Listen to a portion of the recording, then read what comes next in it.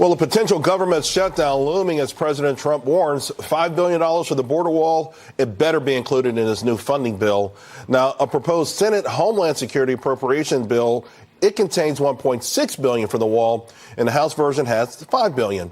This is House and Senate Democrats are also at odds right now with each other on how much, if any, will be allotted to the wall. Here to help hash it all out, and will we get a deal soon? Our Fox News contributor, Deneen Borelli, I-24 news editor-in-chief Michelle McCory, and foreign policy analyst Aramesh. Let me start with you, Deneen. I think they may extend this a couple of weeks, but even with that, the President Trump seems to be playing hardball right here. And I thought it was ironic that there are reports out now about infighting amongst the Democrats over this whole thing.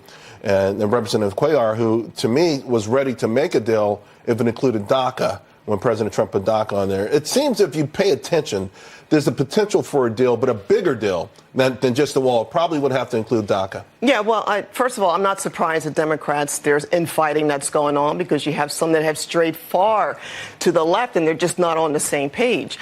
You also have to look at the fact that President Trump is willing to do anything when it comes to safety and security of Americans, even if it means a partial shutdown of the government. So he's keeping his campaign promise and he's looking out for the forgotten men and women. Safety and security really is the federal government's primary responsibility for Americans. So you're a legal immigrant into this, so you get to watch it from a different vantage point than most of us. Yeah, absolutely. As a legal immigrant who went through the process the long and arduous way, did it by the books, I appreciate that being an American citizen is a privilege. It is not a right. And the president is not anti-immigration. He is anti-illegal immigration. America can be both a nation of laws and a nation of immigrants, Charles. It's not mutually exclusive. Ari? Well, his wall is never going to get built. This was a false promise to some of the most fringes in the right wing of his base. It's never going to get built. Mexico is never going to pay for it, and he doesn't even have the votes in his own GOP caucus. I mean, you think the Freedom Caucus is going to go with this? A lot of people from the extreme right in the Freedom Caucus are not going to be okay with some of the compromises with the Democrats and also moderate Republicans. Look what happened. They got whacked all over the Northeast, East Coast, West Coast. So you got to make up your mind. So who's not going to go for it? The moderate Republicans or the right-wing Republicans or no Republicans? A package that is moderate, the right-wing Republicans, such as the Freedom Caucus, ain't going to go for it. And a package that is too extreme, there's no votes for it in the House. And moderate Republicans are not, whatever is left of them, by the way, because we don't have that many moderate Republicans anymore. But again, this was a false promise. The Republicans in D.C., I think, this is the Trump party, Michelle. So. Well, let's speak about what Mexico is doing, because, Charles, we can all agree that prevention is better than cure. And we have a historic move by Mexico's President López Obrador today, signing an agreement with other Central American countries, with the president of Honduras, with the president of Guatemala, and with the vice president of El Salvador, saying that they are going to come together to come up with a fund to stem the flow of migrants from these countries into the United States. They're saying that they're going to try and fix the problems back home so that people don't want to leave the countries. They're going to come up with a plan to improve job creation, to fight the poverty that many of these migrants are fleeing.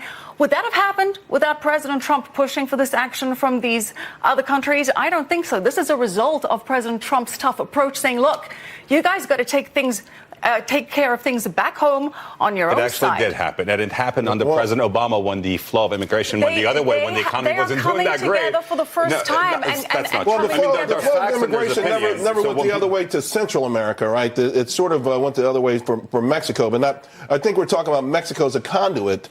And I think to Michelle's point, Deneen, the Mexican government offered asylum. So if you're an authentic asylum seeker, I think the Mexican government did a lot. Now, they could have done more to stop the caravans, I think, but they did make some economic overtures that make a lot of people in America wonder, really, is this authentic asylum seekers, or do they just want to get a piece of the American economy, which we don't begrudge anyone, but there's a process. Right, and Michelle makes a great point. And with Mexico, even the mayor of Tijuana was very concerned about the number of people who are in this invasion, which is what I call not a caravan, it's an invasion. They are coming there forcefully and trying to rush the border not too long ago. So clearly, we are a country of rule and laws, and they need to do it the right way if they want to come to America. And those rules would mean that most of these people would not qualify for asylum. According to U.S. law, as well as international law, to qualify for asylum, you need to prove that you are persecuted by the government based on race, religion, political beliefs. Now, I feel for these people that have economic hardships